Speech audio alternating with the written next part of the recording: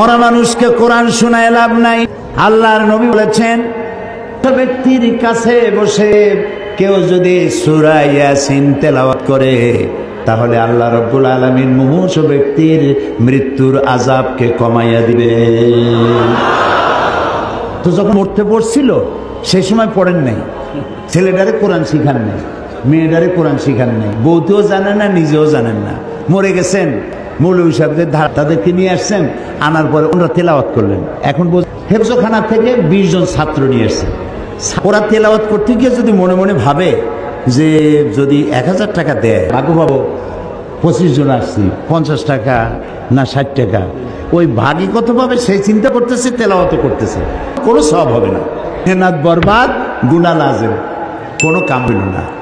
মরা মানুষকে কোরআন শোনাবার জন্য কোরআন আসে নাই, জিন্দা মানুষকে কোরআন শোনাবার জন্য কোরআন নাজিল হয়েছে। সুবহানাল্লাহ।